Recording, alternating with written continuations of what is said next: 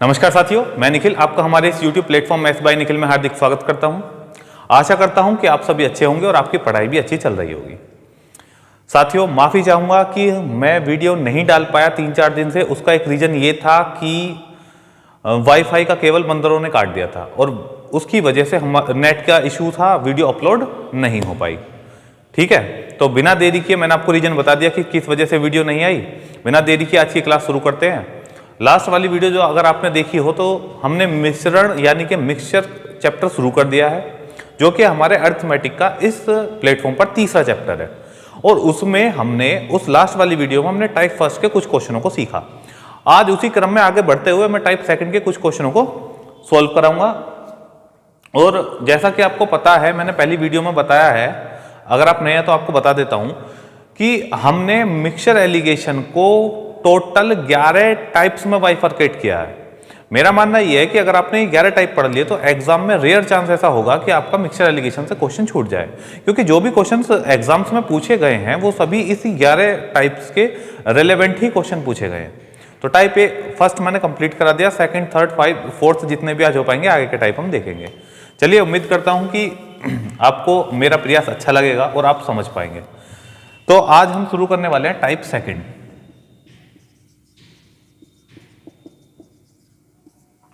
चलिए क्वेश्चन पढ़ता हूं। क्वेश्चन है 60 रुपए प्रति किलोग्राम की चाय और 65 रुपए प्रति किलोग्राम की चाय किस अनुपात में मिलाई जाए ताकि मिश्रण को 68 रुपए 20 पैसे प्रति किलोग्राम बेचने पर 10% का लाभ हो। देखिए, ऐसे क्वेश्चन में हमें एक बात का ध्यान रखना होता है। जैसे इसने हमसे बोला 60 रुपए प्रति किलोग्राम और 65 रुपए प्रति किलोग्राम, तो इसका मतलब यह है कि ये हमारा कॉस्ट प्राइस है कि हमने एक चाय 60 रुपए प्रति किलोग्राम में खरीदी है, दूसरी चाय 65 रुपए प्रति किलोग्राम में खरीदी है। और तीसरी वैल्यू उसने बताया कि 68 रुपए 20 पैसे प्रति किलोग्राम बेचने पर। तो जब दो वैल्यू मेरे पास वो हैं जो मैंने खरीदी हैं, तो तीसरी वैल्यू भी वही होनी चाहिए जो मेरे पास लागत मूल्य उसका बनेगा, यानी खरीदी का मूल्य बनेगा, कॉस्ट प्राइस बनना चाहिए। एक तरीका तो यह आपको मैं समझा दिया कि इसमें एसपी दे रखा है, हमें इसे सीपी में कन्वर्ट करना पड़ेगा। दूसरा तरीका आपको ध्यान हो तो मैंने बताया था कि मिक्सचर एलिगेशन में जो आपकी मिश्रण वाली वैल्यू होगी वो एक से बड़ी और एक से छोटी होगी। देखिए, इसमें एक है 60, एक है 65 और एक कितना हो गया 68 रुपए 20 पैसे, यानी वो इन दोनों से बड़ा हो गया। तो वो नहीं हो सकता, गलत होगा। उसका रीजन ये है क्योंकि ये दोनों कॉस्ट प्राइस हैं और दूसरा तीसरी जो वैल्यू है वो सेलिंग प्राइस है। तो हमें हमेशा ध्यान इस बात का रखना है कि तीनों वैरायटी सेम होनी चाहिए। अगर सेलिंग प्राइस है तो तीनों ही सेलिंग प्राइस होने चाहिए थे, और कॉस्ट प्राइस है तो तीनों ही कॉस्ट प्राइस होने चाहिए थे। देखिए, पहला मूल्य क्या है 60 रुपए प्रति किलोग्राम, दूसरा मूल्य क्या है 65 रुपए प्रति किलोग्राम। अब देखिए, उसने बोला है ये मेरे लिए कॉस्ट प्राइस है कि यानी कि मैंने एक प्रकार की चाय 60 रुपए प्रति किलोग्राम खरीदी और दूसरे प्रकार की चाय 65 रुपए प्रति किलोग्राम खरीदी है। अब देखिए, मैंने उन्हें बेचा कितना 68 रुपए 20 पैसे प्रति किलोग्राम बेचने पर। बेचने पर का मतलब ये हो गया सीपी और ये एसपी है, और मैंने बताया अभी अभी कि वैरायटी सेम होनी चाहिए। अगर ये सीपी है तो मेरे पास मिश्रण का भी सीपी होना चाहिए, तभी मैं इसे यहाँ रख पाऊंगा। अदरवाइज तुम्हें पता होना चाहिए कि एक वैल्यू से बड़ी और एक वैल्यू से छोटी, यानी 60 और 65 के बीच की वैल्यू ये वाली होनी चाहिए थी, और ये इन दोनों से बड़ी है। इसका मतलब इसमें कुछ ना कुछ मिस्टेक है, ऐसा आप एग्जाम में आइडिया लगा सकते हैं। चलिए, तो 68 रुपए 20 पैसे प्रति किलोग्राम बेचने पर 10% का लाभ हो रहा है। देखिए, वैसे तो परसेंटेज जब हम प्रॉफिट एंड लॉस चैप्टर पढ़ेंगे तब आप इस चीज को क्लियर और अच्छे से समझ पाएंगे। फिर भी जितने की जरूरत है वो उतना मैं आपको समझा रहा हूं। देखिए, अगर मुझे एसपी दे रखा है और सीपी चाहिए, एसपी का मतलब होता है सेलिंग प्राइस यानी विक्रय मूल्य। अगर मुझे विक्रय मूल्य दिया हुआ है और क्रय मूल्य चाहिए तो हमेशा मैं भाग उतने से करूंगा जितने की वो वैल्यू है, और गुणा करूंगा हमेशा 100% से। देखिए, किसी भी वस्तु का क्रय मूल्य हमेशा 100% होता है। कहने का मतलब ये है कि आपने किसी वस्तु को कितने भी रुपए का खरीदा हो, चाहे आपने 1 रुपए का खरीदा हो, चाहे आपने 1000 रुपए का खरीदा हो, अगर आपसे कोई पूछे कि आपने कितने परसेंट में वस्तु को खरीदा, तो आप बोलोगे कि हमने वस्तु को 100% में खरीदा। इसलिए हमने गुणा करी 100% की, क्योंकि हमें सीपी चाहिए। सीपी का मतलब क्रय मूल्य चाहिए, इसलिए तो 100% की गुणा करी। अब देखिए, 10% का लाभ हो रहा है। लाभ हो रहा था, वैल्यू कितने की होगी 110 की। देखिए, 100% में तो खरीदी होगी, 10% का लाभ लेगा तो बेचेगा कितने में 110 में, तो ये वैल्यू कितने की 110 की, और मुझे कितने की चाहिए 100 की। इस तरीके से हम यहाँ पे बात समझ सकते हैं कि हम एसपी से सीपी में कैसे कन्वर्ट करेंगे। जितने की वैल्यू अगर हानि होती, देखिए यही अगर क्वेश्चन में कह देता कि 10% की हानि है, तो मैं इसमें से 100 में से, यानी मैं मात्र 100% की खरीदी है, 10% की हानि हुई और फिर मैं 90 से भाग कर रहा होता। चलिए, पॉइंट हटाकर नीचे 2 जीरो बढ़ जाएंगी और इन 2 जीरो से आपका ये 100 कैंसिल आउट हो जाएगा। ठीक है, और इस 1 जीरो से ये खत्म हो गया, 11 6 66 और 11 दूनी 22, तो यहाँ से आ गया 62। जब आप इसे सोल्व करोगे 682 को 11 से भाग दोगे तो कितना आ जाएगा 62। अब इन दोनों का डिफरेंस कितना हो गया 2 और इन दोनों का डिफरेंस कितना हो गया 3। देखिए ये तरीका मैंने बताया कि पहले ही बता चुका मैं कि हम किस तरीके से मिक्सचर एलिगेशन के क्वेश्चन सॉल्व करेंगे।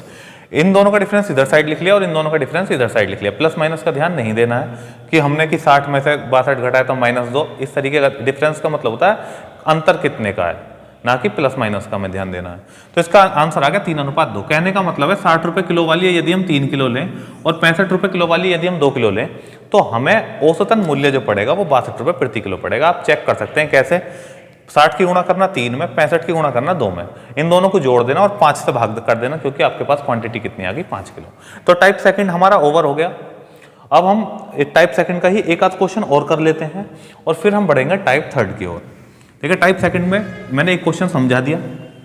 अब आपको क्या करना है, वीडियो को पॉज करके, जब क्वेश्चन आपको डिस्प्ले पर शो हो तो आपको वीडियो को पॉज करना है और खुद से करने की कोशिश करनी है क्योंकि आप क्वेश्चन समझ चुके, चाहे आप बिगिनर हो चाहे आपका सिलेबस कंप्लीट हो गया हो। चलिए अगला क्वेश्चन पढ़ता हूं। रमन ने 80 रुपये प्रति किलोग्राम के घी को 120 रुपये प्रति किलोग्राम के घी के साथ मिलाया। वह इन दोनों प्रकार के घी को किस अनुपात में मिलाए ताकि मिश्रण को 121 रुपये प्रति किलोग्राम की दर से बेचने पर 10% का लाभ हो।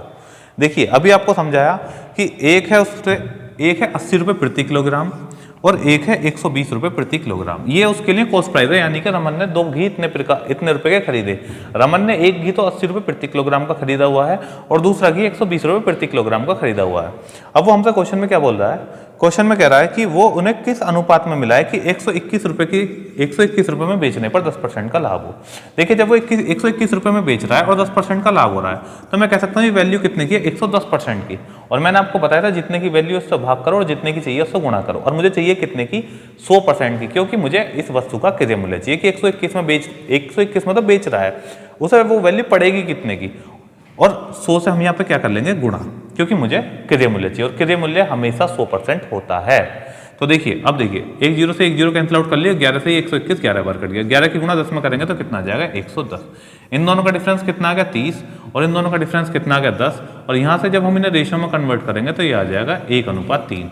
इसका आंसर हो गया 1:3। कहने का मतलब है 80 रुपये प्रति किलो वाला घी 1 किलो लेना पड़ेगा और 120 रुपये किलो वाला घी हमें 3 किलो लेना पड़ेगा। यदि हम इन्हें दोनों को मिक्स कर दें तो हमारे पास मिश्रण का औसतन मूल्य 110 रुपये प्रति किलोग्राम पड़ेगा, मतलब आ जाएगा। तो देखिए इसी तरीके के क्वेश्चन है हमारे टाइप 2 में। तो मैं मान के चलता हूं कि आपको ये टाइप समझ में आ गया होगा, टाइप 2। अब हम बढ़ते हैं टाइप थर्ड की ओर, ठीक है जी। टाइप थर्ड,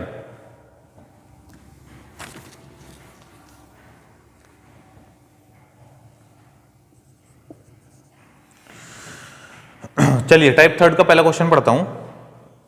100 रुपये प्रति किलोग्राम की 15 किलोग्राम चाय में 40 रुपये प्रति किलोग्राम की कितनी चाय मिलाई जाए कि मिश्रण का नया मूल्य 65 रुपये प्रति किलोग्राम हो जाए। फिर से पढ़ता हूं एक बार और क्वेश्चन को अच्छे से समझना। 100 रुपये प्रति किलोग्राम की 15 किलोग्राम चाय में 40 रुपये प्रति किलोग्राम की कितनी चाय मिलाई जाए ताकि मिश्रण का मूल्य 65 रुपये प्रति किलोग्राम हो जाए। अब समझिए, एक है 100 रुपये प्रति किलोग्राम वाली चाय और एक है 40 रुपये प्रति किलोग्राम वाली चाय। वो कह रहा है 100 रुपये प्रति किलोग्राम वाली चाय में 40 रुपये प्रति किलोग्राम वाली चाय कितनी मिलाई जाए ताकि मिश्रण का मूल्य कितना हो जाए 65 रुपये प्रति किलोग्राम हो जाए। ठीक है, अब इन दोनों का डिफरेंस लो। 100 का और 65 का डिफरेंस कितना आ गया 35, 40 का और 65 का डिफरेंस कितना आ गया 25। अब जब हम इन दोनों को रेशियो में कन्वर्ट करेंगे तो ये कितना आ जाएगा 5 पंजे 25 और 5 सत्ते 35। कहने का मतलब है 100 रुपये किलो वाली आपको 5 किलो लेनी पड़ेगी और 40 रुपये किलो वाली आपको 7 किलो लेनी पड़ेगी। अब देखते हैं इसने क्या करा है। इसने हमें दे रखी है 100 रुपये किलो वाली 15 किलो, 100 रुपये किलो वाली दे रखी है 15 किलोग्राम, और आपसे पूछा 40 रुपये किलो वाली कितनी लूँ। ये तो पूछा 40 रुपये किलो वाली कितनी चाय मिलाई जाए। तो देखिए यहाँ अनुपात कितना बना 5 और ये कितना है 15। इसका मतलब 5 यूनिट का मान है 15, तो 1 यूनिट का मान कितना आ गया 3 किलोग्राम। 1 यूनिट का मान 3 किलोग्राम और यहाँ कितना है 7 यूनिट, तो 7 यूनिट का मान कितना आ जाएगा 7 या 21 किलोग्राम। इसका मतलब अगर ये 15 किलोग्राम है तो ये कितनी होनी चाहिए दूसरी वाली 21 किलोग्राम।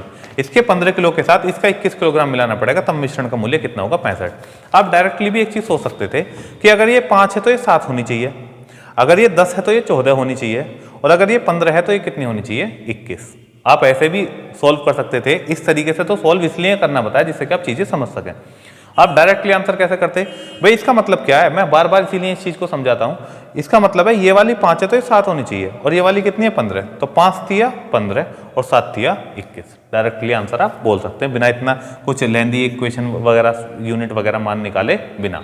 ठीक है, चलिए टाइप थर्ड ये था, और टाइप थर्ड के एक दो क्वेश्चन और कर लेते हैं जिससे कि आप इस टाइप को भी अच्छे से समझ सकें। चलिए ये है अगला क्वेश्चन है, 7 रुपए 20 पैसे प्रति किलोग्राम के कितने गेहूं 5 रुपए 70 पैसे प्रति किलोग्राम के 36 किलोग्राम गेहूं के साथ मिलाई जाए ताकि मिश्रण का क्रय मूल्य 6 रुपए 30 पैसे प्रति किलोग्राम हो जाए। ठीक है, क्वेश्चन को 2 बार पढ़ो, वीडियो पॉज करो, खुद से करके देखो, क्योंकि टाइप थर्ड का पहला क्वेश्चन मैं करा चुका हूं आपको, और ऐसे ही क्वेश्चन इसमें आने वाले हैं टाइप थर्ड में। देखिए एक है 7 रुपए 20 पैसे प्रति किलोग्राम वाली, 7 रुपए 20 पैसे प्रति किलोग्राम वाली, और दूसरी है 5 रुपए 70 पैसे प्रति किलोग्राम वाली। अब वो कह रहा मिश्रण को किस अनुपात में मिलाया जाए ताकि मिश्रण का क्रय मूल्य 6 रुपए 30 पैसे हो जाए, 6 रुपए 30 पैसे हो जाए। अब क्या करेंगे, पहले इन दोनों का डिफरेंस, अब देखिए इन दोनों का डिफरेंस कितना हो गया 90 पैसे, और इन दोनों का डिफरेंस कितना हो गया 60 पैसे। जब 90 पैसे और 60 पैसे समझ सकते हो, पॉइंट से पॉइंट खत्म हो जाएगा, क्यों, क्योंकि इसमें भी 2 अंक के पहले ही और इसमें भी 2 अंक से पहले पॉइंट है, तो पॉइंट से पॉइंट हमने खत्म कर लिया, और ये अनुपात कितना बन गया 2:3, यानी कि हमने 30 से डिवाइड कर लिया, 30 दूनी 60 और 30 दिया 90, तो अनुपात कितना बन गया 2:3। अब उसने हमसे पूछा, बोला क्या है, उसने बोला है कि 5 रुपए 70 पैसे वाली ये 36 किलोग्राम है, ये वाली कितनी है 36 किलोग्राम है, और इसकी वैल्यू आपसे पूछिए। आपको पता है अगर ये 2 है तो ये वाली 3 होनी चाहिए, ठीक है नहीं। अब देखो 3 को 36 बनाने के लिए कितने गुणा करनी पड़ेगी 12 की, तो इसमें भी 12 की गुणा कर दो, तो इसका मतलब दूसरी वाली कितनी हो जाएगी 24 किलो। यही आपका आंसर होगा कि हमें 7 रुपए 20 पैसे वाली 24 किलोग्राम चाय लेनी पड़ेगी यदि हमने 5 रुपए 70 पैसे वाली 36 किलोग्राम चाय ली है। अगर आप सोल्व करना चाहो तो आप कैसे सोल्व कर सकते हो इसे, आप लिखोगे कि यहाँ पे कितना है 3 यूनिट, और ये कितना करा 36 किलोग्राम, तो 3 यूनिट का मान कितना है 36 किलोग्राम, और 1 यूनिट का मान कितना है 12 किलोग्राम, हमें चाहिए 2 यूनिट का मान, तो 2 यूनिट का मान कितना आ जाएगा 24 किलोग्राम। वरना आप ओवरऑल इसका आंसर यहाँ से सॉल्व कर सकते हो कि भाई 3 को 36 बना दिया, तो 3 36 कैसे बना 12 की गुणा करके, तो 2 में भी 12 की गुणा करेंगे तो कितना हो जाएगा 24। यानी कि अगर हमने 5 रुपए 70 पैसे वाली 36 किलोग्राम चाय ली है तो हमें 7 रुपए 20 पैसे वाली 24 किलोग्राम चाय लेनी पड़ेगी। चाय या जो भी चीज़ है, गेहूँ था तो गेहूँ, इसमें कोई ऐसा परेशान होने की बात नहीं कि चाय था गेहूँ कर दिया, गेहूँ था चाय, इसमें केवल कॉन्सेप्ट समझना होता है। तो ये मैंने इसमें भी 2 क्वेश्चन बता दिए। चलिए एक क्वेश्चन और ले लेता हूं, एक क्वेश्चन और इसका कर लेते हैं इसी टाइप का, टाइप थर्ड का ही। क्वेश्चन क्या है, क्वेश्चन पढ़ता हूं, ध्यान से आपको क्वेश्चन पढ़ के फिर खुद वीडियो को पॉज करके करने की कोशिश करनी है, अदरवाइज बाद में अपना सॉल्यूशन और आंसर मैच कर सकते हैं। 84 पैसे प्रति किलोग्राम के कितना नमक 48 पैसे प्रति किलोग्राम के 25 किलोग्राम नमक के साथ मिलाया जाना चाहिए ताकि मिश्रण को 80 पैसे प्रति किलोग्राम बेचने पर 25% का लाभ हो। अब देखिए जो मैंने आपको सेकंड कॉन्सेप्ट पढ़ाया, सेकंड टाइप पढ़ाया और ये थर्ड टाइप पढ़ाया, अब ये क्वेश्चन जो है ना ये सेकंड और थर्ड टाइप को मिक्स करके बनाया गया। चलिए करते हैं इसे सोल्व। देखिए एक तो है 84 पैसे प्रति किलोग्राम वाला नमक है ना, हाँ नमक की ध्यान रखना पड़ेगा, नहीं तो आप फिर ये बोलोगे कि जी नमक था क्वेश्चन में, आपने चीनी बोल दिया, चीनी था नमक बताओ, ऐसा कोई परेशान होने की बात नहीं है, कॉन्सेप्ट समझो केवल। 84 पैसे प्रति किलोग्राम का नमक था, उसे 48 पैसे प्रति किलोग्राम के नमक के साथ मिला दिया। अब वो कह रहा है कि इसकी मात्रा कितनी है, 48 पैसे वाले की मात्रा दे रखी है 25 किलोग्राम, और डेफिनेटली किसकी मात्रा पूछेगा, इसकी मात्रा पूछेगा। अब उसने दिया है मिश्रण का मूल्य कितना है 80 पैसे प्रति किलोग्राम। अब देखिए यहाँ पर देखिए आप मिस्टेक कर सकते हो, कैसा आपको लगा कि जी सर ने बताया था कि 80, 84 और 48 के बीच की कोई वैल्यू होगी, और यहाँ 80 है तो सही, ठीक हो गया, लेकिन भाई ये गलत हो गया। क्यों गलत हो गया, क्योंकि देखिए 84 रुपये प्रति किलोग्राम और 48 रुपये प्रति किलोग्राम ये हमें कॉस्ट मूल्य है, मतलब लागत मूल्य है कि हमने किस लागत में वो खरीदा, और ये हमारा विक्रय मूल्य दे रखा, तो इसे हमें क्रय मूल्य बनाना पड़ेगा। कभी केवल उस पर रह जाओ जो पहला तरीका बताया कि ये वाली वैल्यू इन दोनों में से एक होनी चाहिए, इसीलिए एक क्वेश्चन रखा है इस टाइप में, जैसे कि आपको एक कंफ्यूजन ना हो कि अगर मिड वैल्यू तो वो ठीक ही होगी। ऐसा नहीं है कि अगर इन दोनों की मिड वैल्यू तो ठीक ही होगी, हमें देखना पड़ेगा। अगर यहाँ विक्रय मूल्य दे दिया, अगर यहाँ विक्रय मूल्य दे दिया तो हमें तक क्रिय मूल्य में कन्वर्ट करना पड़ेगा, जो कि हम टाइप सेकंड में सीख चुके हैं। कितने % का लाभ हो रहा है? 25% का। तो ये वैल्यू कितने की होगी? 125 की। और क्रिय मूल्य हमेशा 100% होता है, तो मुझे क्रिय मूल्य चाहिए तो इसने गुणा कर लिया 100 की। 25 पंजे 125, 25 चौका 100, 5 से इसकी करेंगे तो कितना आ जाएगा? 16 चौका 64, यानी कि 64 पैसे आ गए। दोनों का डिफरेंस करेंगे तो यहाँ से 20 पैसे आ जाएगा। इन दोनों का डिफरेंस करेंगे तो यहाँ से कितना आ जाएगा आपका? 12 और 4 16 आ जाएगा। ठीक है जी। 14 में से 8 गए 6 और 5 में से 4 गया 1। अब देखिए इन दोनों को रेशो में कन्वर्ट कर लो तो कितना हो जाएगा? 4 चौक 16 और 4 पंजे 20। इसका मतलब क्या है? अगर 84 पैसे वाला नमक 4 किलो लेना है तो हम 48 पैसे वाला कितने किलो लेंगे? 5 किलो। ठीक। अब इसने क्या मान दे रखा है? 25 किलो। तो हम कहेंगे 5 बराबर कितने के है? 25 के है। तो 1 यूनिट बराबर कितने की होगी? 5 की होगी। और 4 यूनिट बराबर कितने की होगी? 20 के। इसका मतलब हमें 48 पैसे वाले 25 किलोग्राम नमक के साथ 84 पैसे वाले 20 किलोग्राम नमक को मिलाना पड़ेगा, तब जाकर मिश्रण का औसतन मूल्य 64 रुपये प्रति किलोग्राम होगा। ठीक है जी। या फिर आप फिर वही तरीका जो मैंने आपको बताया था, आप इसे सॉल्व भी कर सकते हो। कैसे? कि भाई इसकी अनुपात कितना है? 5 और इसकी मात्रा कितनी दे रखी है? 25। तो 5 बराबर 25 के जी, 1 यूनिट बराबर 5 के, और 4 यूनिट बराबर कितने का हो जाएगा? 5 चौक 20। तब भी आंसर क्या आएगा? 20 किलोग्राम। इसका मतलब 84 पैसे प्रति किलोग्राम वाला हमें 20 किलो नमक लेना पड़ेगा। ठीक है जी। चलिए नेक्स्ट क्वेश्चन की ओर बढ़ते हैं। देख लेता हूँ टाइप 3 में और कोई ऐसा क्वेश्चन है ठीक इससे। तो बस ऐसे ही है, बस एक क्वेश्चन और, चलो इसी टाइप का एक क्वेश्चन और देख लेते हैं, क्योंकि इसमें क्या दे रखा है? पानी दे रखा है। तो कभी इस पर कंफ्यूज हो जाओ आप अगर एग्जाम में क्वेश्चन आ जाए, तो इसलिए इस क्वेश्चन को देख लो। 14 रुपये प्रति लीटर के 69 लीटर दूध में कितना पानी मिलाया जाए कि मिश्रण को 13 रुपये 80 पैसे प्रति लीटर बेचने पर 20% का लाभ हो? करना क्या है? वीडियो को पॉज करो, खुद से सॉल्व करो। नहीं होता है तो वीडियो को देखें, और अगर वीडियो अच्छी लगती है, अच्छी लगने का मतलब है मेरे द्वारा अगर मैं जो चीज़ें आपको समझा रहा हूं अगर वो आपके समझ में आ रही हैं, तो आप वीडियो शेयर कर सकते हैं और चैनल को सब्सक्राइब कर सकते हैं। और अगर आपको प्रयास अच्छा ना लगे, आपके समझ में नहीं आए, तो एज यू विश, आपकी मर्जी। ठीक है जी। चलिए 14 रुपये प्रति लीटर के 69 लीटर दूध में कितना पानी मिलाया जाए कि मिश्रण को, अब देखिए जी दूध कितना है? 14 रुपये प्रति लीटर का। पानी क्या मानूंगा? पानी मानूंगा 0 रुपये प्रति लीटर का। मिक्सचर एलिगेशन में जब भी कभी पानी की बात होगी तो हम 0 रुपये प्रति लीटर मानेंगे। ठीक है जी। और मिश्रण का मूल्य कितना होगा? 13 रुपये 80 पैसे। लेकिन 13 रुपये 80 पैसे में बेचने पर, 13 रुपये 80 पैसे में बेचने पर इसे 20% का लाभ हो रहा है। यह है विक्रय मूल्य। इसे क्रिय मूल्य बनाओ तो ये 20% का लाभ हो रहा था। वैल्यू कितने की होगी? 120 की। अगर 20% की हानि होती तो वैल्यू कितने की हो जाती है? 80 की। फिर मैं भाग कर रहा होता 80 से, अब मैंने भाग करा 120 से, क्योंकि ये 20% का लाभ है। और मुझे गुणा कितने से करनी है? 100 से। क्यों करनी है 100 से? क्योंकि क्रिय मूल्य होता है 100%। अच्छा जी। अब इसे सोल्व करेंगे तो पॉइंट बढ़ हटाएंगे, 2 जीरो बढ़ जाएंगे, 3 जीरो खत्म होगी। 12 एकम 12 और 8 बचा। चलो पॉइंट तो में आ रहा, कोई बात नहीं। 12 एकम 12 और यहाँ पे कितना बचेगा? 12 पंजे 60। तो ये आ गया 11 रुपये 50 पैसे। ठीक है। जहां तक मुझे लग रहा है कि यही आएगा। 12 एकम 12, 1 8, 12 एकम 12, 12 पंजे 60। बिल्कुल ठीक। 11 रुपये 50 पैसे आ गए यहाँ से। अब इन दोनों का डिफरेंस लोगे और इन दोनों का डिफरेंस लोगे, तो इन दोनों का 0 का 11.5 का डिफरेंस कितना हो जाएगा? 11.5। और 14 का 11.5 का देखिए ऐसे समझो 12 और 2 तो ये कितना होगा? 2.5। ये 2.5 का डिफरेंस आ गया। ये दशमलव से ये दशमलव खत्म हो गया। अब हम किससे 5 से कर लो? 5 पंजे 25 और 5 दूनी 10 और 5 दिया 15, 23:5 आ गया। कहने का मतलब ये है कि अगर दूध की मात्रा 23 लीटर है तो पानी की मात्रा 5 लीटर होगी, जबकि दूध की मात्रा 23 लीटर नहीं है, दूध की मात्रा है 69 लीटर। दूध की मात्रा कितनी है? 69 लीटर। तो हम कहेंगे 23 से 69 बनाने के लिए हमने 3 से गुणा करी और 5 में 3 की गुणा कर देंगे तो कितना आ जाएगा? 15 लीटर। ठीक है। ये ऐसे समझो, अगर 23 लीटर दूध है तो पानी कितना होगा? 5 लीटर होगा। ठीक है। 23 दूनी 46 लीटर दूध है तो पानी कितना होगा? 10 लीटर होगा। 23 से 69 लीटर है तो ये कितना होगा? 5 से 15 लीटर होगा।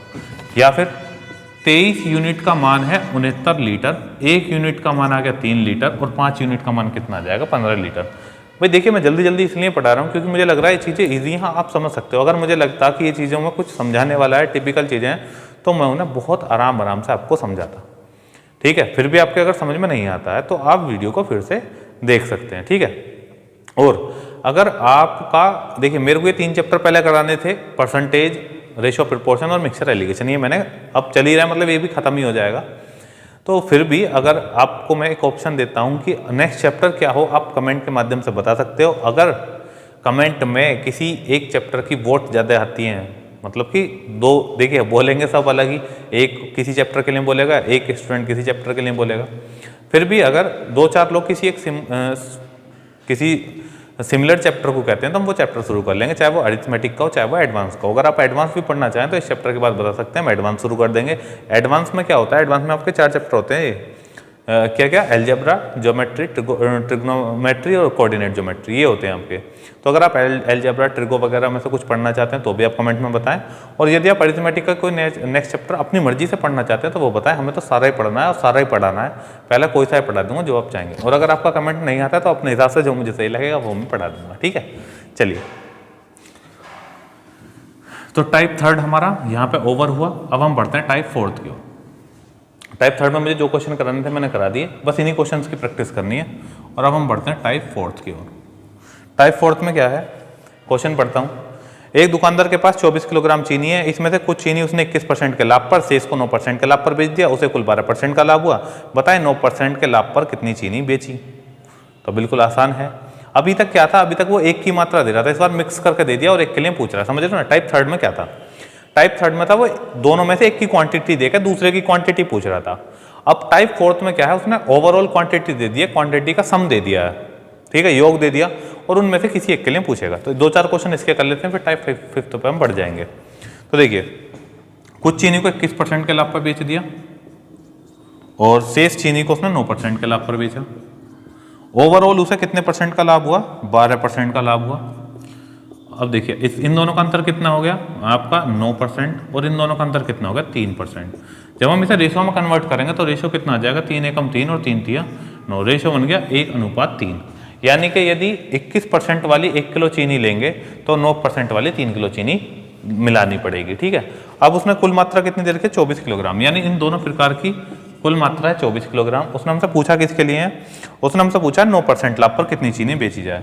तो देखिए जिसके लिए पूछ रहा है वाला अनुपात लेना पड़ेगा, 9% लाभ पर, 9% लाभ पर कौन सी वाली है, ये 3 वाली, तो इससे गुणा कर ली बटे अनुपातिक योग 3 और 1 4, 4 छिंग 24 और 6 तिया 18 किलोग्राम।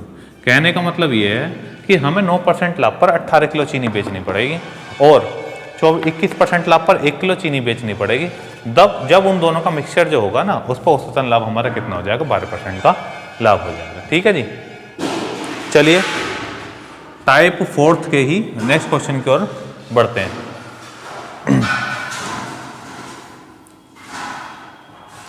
चलिए टाइप 4 के नेक्स्ट क्वेश्चन की ओर बढ़ते हैं। तो नेक्स्ट क्वेश्चन है हमारा, 100 विद्यार्थियों की एक कक्षा की औसत आयु 15.8 वर्ष है।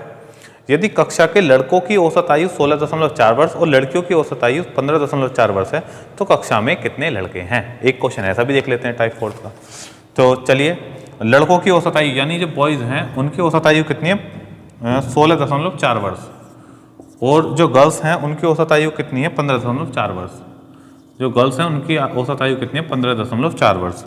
औसत आयु कितनी हो गई दोनों की, पूरी कक्षा की औसत आयु 15.8 वर्ष। अब यहाँ से जब इन दोनों का डिफरेंस करेंगे तो दोनों का रेशो पता चल जाएगा कि कितने लड़के हैं और कितनी लड़कियां हैं। कुल को फिर उस अनुपात में बांट देंगे, अनुपात में बांटने का तरीका आपको पता होगा। तो देखिए फिर हम क्या करेंगे, यहाँ से डिफरेंस आ जाएगा, वो रेशो आ जाएगा कुल लड़के और लड़कियों का कि कितने और कितने के अनुपात में लड़कियाँ हैं। और अगर आपने अनुपात में बांटना आपको आता होगा, नहीं आता तो आप सीख लीजिए, वरना तो हमने पूरा चैप्टर रेशो प्रोपोर्शन का पढ़ा दिया है, वहाँ जाकर आप रेशो प्रोपोर्शन सीख सकते हैं, अनुपात में बांटना सीख सकते हैं। चलिए तो क्वेश्चन है हमारा ये रहा। तो इन दोनों का डिफरेंस लोगे पहले, तो 16.4 और 15.8 का कितना हो गया, यहाँ पर आ गया 0.6 यानी 0.6, और इनका कितना आ जाएगा यहाँ 10.4, इन दोनों का डिफरेंस। तो जब दशमलव से दशमलव खत्म हो गया तो ये कितना बना, 2:3, यानी 2 से डिवाइड कर लिया 4 को 2 बार और 2 से डिवाइड कर लिया 6 को 3 बार, अनुपात बन गया 2:3। कहने का मतलब ये है कि लड़के यदि 2 हैं तो लड़कियां कितनी है, 3। अब कुल कितने स्टूडेंट हैं भैया, 100 स्टूडेंट हैं। अब 100 हैं, अब किसकी संख्या पूछिए, लड़कों की संख्या पूछिए, तो जिसकी संख्या पूछिए उससे गुणा करो, जिसकी संख्या पूछिए उसके अनुपात से गुणा करो। लड़कों की पूछिए तो लड़कों का अनुपात कितना था, 2, इससे तो गुणा करूंगा, बटे में क्या आएगा, अनुपातिक योग। अब इन दोनों का अनुपातिक योग कितना, 3 और 2 5, 5 से डिवाइड करेंगे कितना आ जाएगा, 20 और 20 दूनी 40, यानी लड़के पूछे थे लड़के कितने, तो लड़के कितने आ गए 40। तो लड़कियों की संख्या पूछी जाए तो कितनी हो जाएगी 60। पता कैसे चलेगा? देखिए अनुपात में बांटने का तरीका बहुत सिंपल है, जिसकी वैल्यू हमें चाहिए उससे हमें गुणा करनी है और बटे में क्या रखना है, अनुपातिक योग। जिसकी संख्या पूछी है उससे हम गुणा करेंगे और बटे में अनुपातिक योग आ जाएगा। जैसे हमसे इस क्वेश्चन में पूछा था लड़कों की संख्या, तो लड़कों की संख्या वाला अनुपात कितना आ रहा है 2, इसलिए हमने यहाँ 2 से गुणा करी और बटे में अनुपातिक योग 3 और 2 5, तो यहाँ से लड़कों की संख्या पता चल गई। अगर लड़कियों की पूछी होती तो मैं यहाँ लिखता 100 गुणा 3/5। भाई देखो किसी को हो सकता है कि किसी को लगे कि भाई एक बात को 10 बार रिपीट कर रहा है, बार बार बता रहा है, लेकिन मैं इसलिए बताता हूँ जिससे कि आपको कोई डाउट ना रहे और आप जिसके एक सिंगल व्यक्ति के भी की समझ में ऐसा ना हो कि वो उसके समझ में ना आए, ठीक है, इसलिए मैं बार बार एक चीज को रिपीट करता हूँ। चलिए तो एक क्वेश्चन और देख लेते हैं ऐसा, और इसके बाद हम टाइप 5 की ओर मूव करेंगे। अगला क्वेश्चन है, एक व्यक्ति एक घोड़ा तथा गाड़ी 40,000 रुपये में खरीदता है। घोड़े को वह 15% के लाभ पर और गाड़ी को 5% की हानि पर बेचता है, जिससे उसे 8% लाभ होता है। गाड़ी का क्रय मूल्य ज्ञात करो। देखिए इस क्वेश्चन को आपको खुद से करके देखना है जरूर, क्योंकि इस क्वेश्चन के थ्रू मैं आपको एक चीज़ सिखाना चाहूँगा इसमें, क्योंकि यहाँ मिस्टेक हो जाती है कुछ स्टूडेंट से। कुछ बच्चे हमारे मिस्टेक कर लेते हैं अगर उस चीज़ का ध्यान नहीं दिया तो। देखिए एक व्यक्ति ने घोड़ा गाड़ी कुल कितने रुपए में खरीदी, 40,000 रुपये में खरीदी, घोड़े को 15% के लाभ पर बेचा। तो देखिए जब लाभ पे बेचेगा तो उसे हम चाहे तो आप पॉजिटिव का साइन लगा लो प्लस का, चाहे आप उसे बिना साइन के छोड़ दो, कोई फर्क नहीं पड़ेगा। लेकिन जब आप उसने हानि पे बेचा है 5% की गाड़ी को, घोड़े को 15% के लाभ पर, गाड़ी को 5% की हानि पर, तो यहाँ मुझे लिखना पड़ेगा -5%, ठीक है ना, चाहे यहाँ लिख लो कभी आप समझना को +5%, और हानि पे बेचा है तो -5%। अब वो कह रहा है हमसे जिससे उसे 8% का लाभ होता है, यानी ओवरऑल का मतलब है औसतन उसे लाभ हुआ कितने का, 8% का। तो इस वैल्यू को हम सोल्व कैसे करेंगे ये ध्यान देना है। अगर देखिए सेम साइन है, यहाँ भी प्लस है यहाँ भी प्लस है, तब तो डिफरेंस ही आ जाएगा, और यहाँ कितना आ जाएगा 7%, ठीक है। 15 और 8 का डिफरेंस कितना हो गया 7। अब देखिए जब ये है अपोजिट साइन है तो ये डिफरेंस में जुड़ जाते हैं, इसे समझो क्यों। जैसे मैं कह रहा हूँ 8 और मुझे 5 का डिफरेंस चाहिए, और 5 पहले से किस में, माइनस में। मुझे 8 और 5 का डिफरेंस चाहिए और 5 किस में, माइनस में। तो जब ब्रैकेट हटेगा तो यहाँ पे माइनस वाली वैल्यू किसकी हो जाएगी, प्लस की, तो ये हो जाएगा 8 5 13। समझ गए भाई? तो यहाँ से अनुपात कितना बन गया इन दोनों का अनुपात बन गया 13:7। 13:7। इसका मतलब ये है कि यदि घोड़े को 13 रुपये में बेचा जाए तो गाड़ी को कितने में बेचना पड़ेगा, 7 में। अभी हम कुल पे सोल्व कर लेंगे, उसका आंसर क्या वो भी मैं आपको बताऊंगा। पहले एक बात मैं फिर से बताना चाह रहा हूँ कि देखिए हानि को हमेशा माइनस से डिनोट करेंगे, पहली बात तो ये, अगर हानि होती है तो उसे माइनस से डिनोट करेंगे, पहली बात। और दूसरी बात ये है कि अगर सेम साइन है तो देखिए यहाँ भी प्लस है और यहाँ भी प्लस है, तब तो इनका दोनों का डिफरेंस हो जाता है। तो 15 और 8 का डिफरेंस कितना हो गया 7। लेकिन जब एक अपोजिट साइन हो, एक प्लस और एक माइनस हो, सपोज करो यहाँ भी माइनस होता है यहाँ भी माइनस होता, तब भी डिफरेंस ही आता। लेकिन एक प्लस है और एक माइनस है, तब हम इन दोनों को ऐड कर देंगे। ऐसा क्यों करते हैं? देखिए जैसे अगर मुझे 8 का, फिर से समझा देता हूँ, मुझे 8 का और 5 का डिफरेंस चाहिए, 8 का और इस 5 का डिफरेंस चाहिए, तो मैं डिफरेंस के लिए ऐसी तो लिखूंगा 8 और 5 का डिफरेंस। तो जब ये ब्रैकेट हट जाएगा तो यहाँ पर क्या हो जाएगा, क्योंकि ये ऑलरेडी पहली माइनस में था, तो ये माइनस माइनस क्या हो जाएगा, प्लस हो जाएगा। तो 8 और 5 13, इस वजह से 13 आया। कभी आप गलती से देखिए, जो गलती होती है वो मैं बता रहा हूँ, गलती हो जाती है 8 और 5 का डिफरेंस 3, और 3 लिख देते हैं अगर हम यहाँ माइनस से डिनोट ना करा तो। इसलिए आपको इस टाइप के क्वेश्चन में ध्यान देना जिससे कि आप ये मिस्टेक ना करें। अनुपात कितना बन गया 13:7। उसने दोनों चीज़ें कितने में खरीदी, दोनों चीज़ें खरीदी थी 40,000 रुपये में, और उसने हमसे पूछा किसके लिए है, 40,000 भी कैसे लिखते हैं। उसने दोनों चीज़ें खरीदी हैं 40,000 में, और उसने हमसे पूछा किसका मूल्य है, उसने पूछा हमसे गाड़ी का मूल्य। देखिए गाड़ी 5% की हानि पे बेची गई थी और इसका अनुपात कितना है 7। तो जिसका मूल्य पूछा है उसके अनुपात से गुणा करेंगे, बटे अनुपातिक योग 13 और 7 20। तो 20 के हम जब भाग करेंगे 40 को तो 2 बार आ जाएगा, और 7 दूनी 14। यहाँ से कितना आ गया 14,000। कहने का मतलब ये है कि गाड़ी को उसने कितने रुपए का खरीदा, 14,000 रुपये का। और अगर आपसे घोड़े को पूछता तो आप यहाँ पे 7 की जगह 13 से गुणा कर रहे होते, और अगर आप आंसर देखोगे तो 40 में से 14 घटा दो तो आंसर कितना आ जाएगा 26,000। ठीक है, दोनों का मूल्य बता दिया। टाइप 4 में केवल यही क्वेश्चन कराने थे। अब हम देखते हैं टाइप 5। ठीक है, टाइप 5 तो कुल 11 टाइप है, 8 टाइप 5 पर पहुंच गए। तो एक दो वीडियो में आगे की एक दो वीडियो में हम इस चैप्टर को फाइनल कर लेंगे, बहुत जल्द ज़्यादा से लेंदी नहीं रखने वाले हैं। टाइप 5। अब टाइप 5 में देखिए, टाइप 5 में उसने दिया 10 पालतू जानवर हैं, कुछ कुत्ते तथा कुछ बिल्लियां हैं। प्रत्येक कुत्ता 6 बिस्कुट खाता है एवं प्रत्येक बिल्लियां 5 बिस्कुट खाती हैं। यदि कुल बिस्कुट 56 है तो कुत्तों की संख्या ज्ञात करो। ठीक, देखिए इसमें क्या करेगा, बहुत आसान क्वेश्चन है लेकिन एक समझने की बात है। अगर आपने प्रैक्टिस करी है, समझा है, तो आप एग्जाम में इजीली कर लोगे। देखिए अगर हम कुत्ते की बात करें तो एक कुत्ता 6 बिस्कुट खाता है, और एक बिल्ली की बात करें तो एक बिल्ली खाती है 5 बिस्कुट। तो यहाँ लिख देता हूँ, ये है डॉग और ये है कैट। ठीक, अब हमें ऐसे क्वेश्चनों में हमें देखना पड़ेगा, ऐसे क्वेश्चनों में औसतन कितना खाते हैं। औसतन का मतलब है ऑन एन एवरेज। तो कुल बिस्कुट कितने हैं? 56। कुल बिस्कुट कितने हैं? 56। और कुल जानवर कितने हैं? 10। देखिए वैसे तो बाइफरकेट करके उसने हमें दिया कि कुत्ता इतने बिस्कुट खाता है और बिल्ली इतने बिस्कुट खाती है, लेकिन यहाँ से मुझे ऑन एन एवरेज निकालना पड़ेगा, औसतन एक जानवर कितने बिस्कुट खाएगा। तो वो मैं कैसे निकालूंगा? कुल बिस्कुट जितने हैं उन्हें ऊपर रखा और कुल जितने भी जानवर हैं उसे नीचे रखा, भाग कर दिया 10 से। तो यहाँ से मुझे पता चला कि ऑन एन एवरेज एक जानवर 5.6 बिस्कुट खाएगा। इन दोनों का डिफरेंस कितना आ गया? 0.4। और इन दोनों का डिफरेंस कितना आ गया? 0.6। जब मैंने रेशियो में कन्वर्ट करूंगा तो 2 तिया 6 और 2 दूनी 4, अनुपात बन गया 3:4 के, सॉरी 3:2। 2 तिया 6 और 2 दूनी 4, तो अनुपात कितना बन गया? 3:2। कहने का मतलब है अगर कुत्ते 3 है तो बिल्लियां कितनी होंगी? 2। अब उसने कुल मुझे कितने जानवर दे रखे हैं? 10 दे रखे हैं। और संख्या किसकी पूछी है? कुत्तों की। कुत्तों की संख्या पूछी है तो जिसकी पूछी है उसके अनुपात से गुणा करेंगे, बटे अनुपात के योग 3/2 5। बार बार ये चीज़ें रिपीट हो रही है तो मुझे लग रहा है, मैं मानकर चलता हूं कि आपको ये समझ में आ गया होगा। यहाँ से कुत्तों की संख्या कितनी आ गई? 6। अगर मुझसे बिल्लियों की पूछी होती तो मैं यहाँ लिख रहा होता 10 गुणा 2/5 और 5 दूनी 10, 2 दूनी 4, ये इसका आंसर हो जाता। ठीक है, ठीक है ना। देखिए हम ऐसे भी कर सकते थे, 3 ये हैं तो 2 ये होंगे, 3 कुत्ते हैं तो 2 बिल्ली होंगी, 6 कुत्ते हैं तो 4 बिल्ली होंगे, और 6 और 4 कितना हो गया? 10। ठीक है, चलिए अगले क्वेश्चन की ओर बढ़ते हैं। एक और अगला क्वेश्चन ले लेते हैं और इसके बाद आज की क्लास को आज आपसे यहीं विदा लेंगे। एक क्वेश्चन और कर लेते हैं, फिर टाइप 5 आपका कंप्लीट हो जाएगा। तो अब जो हम नेक्स्ट क्लास लेंगे तो उसमें टाइप 5 का भी 1-2 मैं क्वेश्चन कराऊंगा, उसके बाद हम आगे बढ़ेंगे। 2 क्लास और लेंगे और ये चैप्टर फाइनल कर देंगे। आज की क्लास के अलावा 2 क्लास और लेंगे और ये चैप्टर फाइनल मिक्सचर एलिगेशन का। पहले इतना पढ़िए, इतना समझ में आ गया, काफ़ी है, बहुत है, लेकिन जब आप इतना पढ़ लो उसके बाद भी समय बचेगा तब मैं आपको फिर मिक्सचर एलिगेशन के कुछ बहुत शानदार कॉन्सेप्ट और शानदार क्वेश्चन बताऊंगा। फिलहाल जितने बता रहा हूँ एग्जाम के पॉइंट ऑफ व्यू से यही इंपॉर्टेंट है, यही कर लीजिए, यही बहुत रहेंगे आपके लिए। चलिए एक क्वेश्चन के अगला क्वेश्चन पढ़ता हूँ। एक कक्षा में 50 विद्यार्थी हैं, उन सभी के बीच 32 रुपये बांटे जाने हैं। यदि प्रत्येक लड़के को 1 रुपया मिला और प्रत्येक लड़की को 50 पैसे मिले तो कक्षा में लड़के और लड़कियों की संख्या ज्ञात करें। देखिए कुल संख्या दे दी 50 और अब हमें लड़के और लड़कियों का अनुपात निकालना पड़ेगा, फिर जिसकी संख्या हमसे पूछेगा उसकी हम इजीली फाइंड आउट कर लेंगे। तो देखिए ये लड़के को 1 रुपया मिला, देखिए 1 रुपया और 50 पैसे, तो दोनों को पैसे में कन्वर्ट कर लो। जो लड़का है, जो बॉय है, उसे मिले हैं 100 पैसे और जो गर्ल्स है, जो लड़की है गर्ल है, उसे मिला है 50 पैसे। तो देखिए ये एक को 1 रुपये में क्या रखा था, एक को 50 पैसे क्या रखा था, तो दोनों को पैसे में कन्वर्ट कर लिया। एक को मैंने 100 पैसे मान लिया कि लड़कों को 100 पैसे मिले प्रत्येक को, लड़की को मिले 50 पैसे। ठीक है, अब ऑन एन एवरेज देखता हूँ प्रत्येक को कितना मिला। तो देखिए 32 रुपये थे, जब यहाँ मैंने पैसे ले रखे हैं तो इन्हें भी पैसे में कन्वर्ट करूंगा तो ये हो जाएगा 3200 पैसे, क्योंकि 1 रुपये में 100 पैसे होते हैं, तो 32 रुपये में हो गए 3200 पैसे। और ये 3200 पैसे बांटे कितने छात्रों के बीच गए? 50। तो ऑन एन एवरेज अगर मैं बात करूँ आपसे तो ऑन एन एवरेज प्रत्येक छात्र को कितने पैसे मिले? 64 पैसे। प्रत्येक छात्र को 64 पैसे मिले। कैसे निकाला ऑन एन एवरेज? ऐसे निकाला, कुल रुपए बटे कुल छात्र। जैसे कि अभी हमने औसतन देखा था कि औसतन एक जानवर कितने बिस्कुट खाता है, उसी तरीके से औसतन मैंने देखा कि एक छात्र को कितने पैसे मिले। औसतन एक छात्र को 64 पैसे मिले। इन दोनों का डिफरेंस लूंगा अगर मैं 16 64 का, तो 16 64 का डिफरेंस कितना आ जाएगा आपका? 36। 50 और 64 का अगर डिफरेंस लेंगे तो ये कितना आ जाएगा आपका? 14।